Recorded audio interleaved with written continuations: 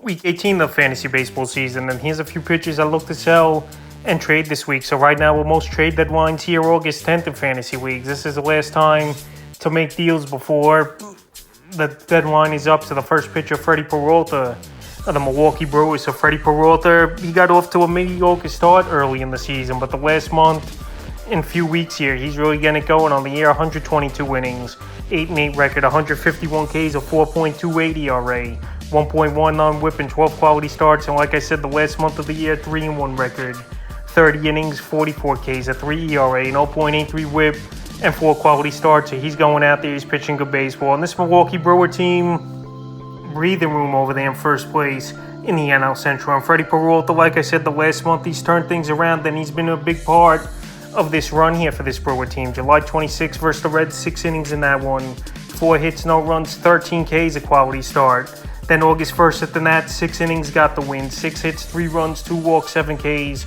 a quality start. And then August 7th versus the Rockies, he pitched a gem in that one a few nights ago, 7 innings, got the win, 1 hit, a run, 13 Ks, a quality start. So the last 3 outings, I know versus 2 weak teams mixed in there in Washington and the Rockies, he's really gotten things going, and a crazy 33 strikeouts in the last 3 games here for Freddie Peralta. So right now, while he's at peak value, and he pretty much has been a mid-pitcher the whole season until these last 3 outings, he's a perfect sell-high candidate right now as Freddie Peralta. And I think you could get a good bat in the deal and possibly a pitcher here as well. That's just how good he's been over the last few outings, and he's definitely a sell-high guy. Once the schedule gets a little bit harder, obviously, he's not going to be pitching and obviously averaging 11 strikeouts per game like he has over the last couple of weeks. Pitches Camilo Doval of the San Francisco Giants. So Doval, one of the better closers this season in fantasy baseball, but I don't really highly like closers that much. At this point, it's a crapshoot. I know there's a few good ones, obviously. Josh Hader,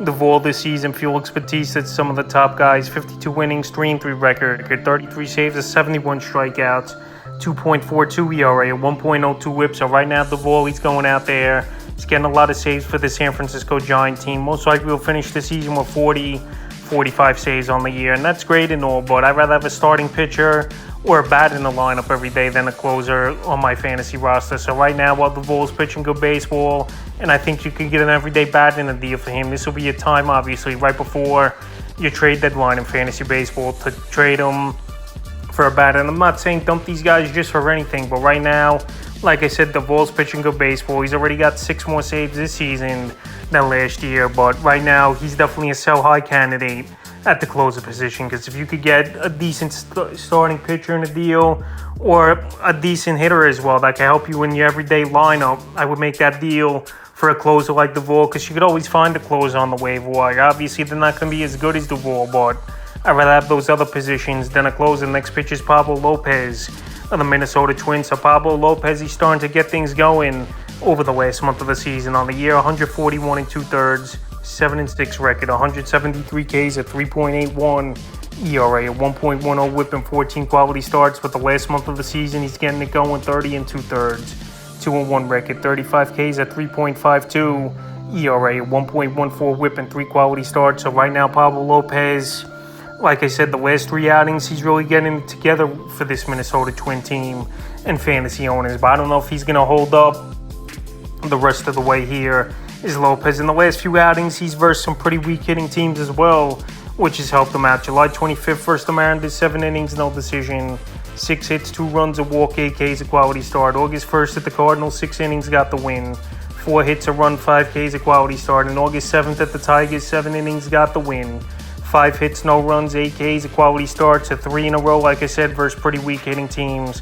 He's gone out there and pitched well as Pablo Lopez. His next outing most likely is going to be on the weekend versus obviously a pretty solid Philadelphia Philly hitting team. So right now, while he's pitching good baseball and took advantage of some weak hitting teams, it's a perfect time to sell him high. I'm not saying if the right deal isn't there to trade him just for anything here with Pablo Lopez, but like I said, he's up there in the rankings as of now over the last few weeks here as Lopez. And like I said, starting pitching's hard to come by, so I think a good bat in a deal you definitely could get for Pablo Lopez. Maybe a top 30, top 40 hitter on the season in the rankings. The next pitcher is Graham Ashcraft of the Cincinnati Reds. Ashcraft, he's really turned things around a little bit now since he returned from the injured list. On the year, 113 innings, 6-7 record, 81 Ks, 5.18 ERA, 1.46 WHIP, and 11 quality starts. But the last month, 31 1/3, 2-1 record, 20 Ks at 2.30 ERA, 1.12 WHIP,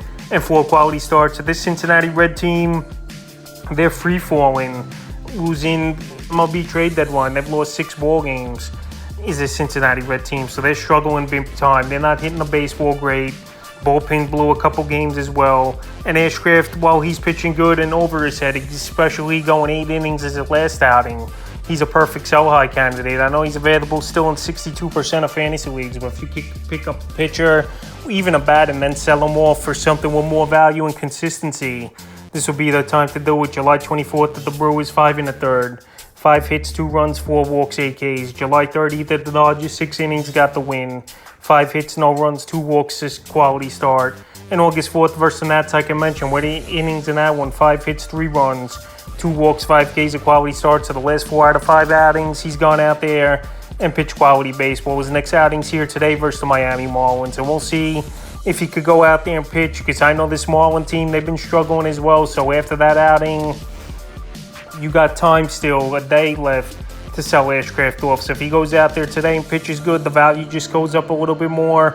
And I think you get a good bat in a deal for him, or another starting pitcher that has a little more consistency and a track record throughout his career. And the 5th and final pitcher I look to sell and trade this week here is Tyler Glasnow of the Tampa Bay Rays. So Glasnow, he's banged up with a back injury, and when he does pitch, he's one of the better pitchers in the league. On the year, 68 2/3, 5-3 record, 96 Ks, a 3.15 ERA, 1.08 WHIP, and 5 quality starts in the year. In the last month, it's just been lights out for Glasnow. 27 innings, 3-0 record, 32 Ks, a 1.67 ERA, an 0.85 WHIP, and 4 quality starts. But this back injury definitely concerns me here for Glasnow. And I think you could get a top-of-the-line hitter for him, no doubt about it, because pitching's been a big problem this season, obviously, in fantasy baseball. And if you could get a bat or even another pitcher with more of a track record and less injury concerns, this would be the time to do it. Today is the target date that they think Glasnow could come back, with a lot of injuries in this rotation this season here for this Tampa Bay Ray team. McClellan, he might be out for the season now. Rasmussen, we know, and Jeffrey Springs out for the year. So Glasnow, he's had a lot of injuries throughout his MLB career, and he's a pitcher that I can't really trust to stay healthy the rest of the way and could go down at any time. So right now, with the last chance to sell players and trade them, this will be a time to sell Glasnow off, in my opinion. The last few games for him, though, he's been great, but I don't think he's going to hold up in terms of health. July 20th versus the O's, 7 innings, no decision.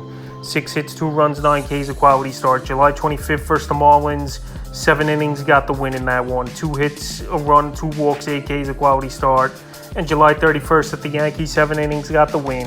3 hits, a run, 2 walks, 8 Ks, a quality start. So already they've skipped him once through the rotation here, is this Tampa Bay Ray team. And if he can't come back Saturday, that's a big concern. So right now, while there's no injured list stint here for him and there's plans for him to pitch Saturday, as of now, this will be a time to sell him high, because if he goes on the injured list, you're going to be without him for a few weeks, and that's definitely going to hurt fantasy owners who have him right now on their run for the playoffs or whatever in the standings. So that's a few pitchers I look to sell and trade here as the deadline approaches here tomorrow for Week 18 of the fantasy baseball season.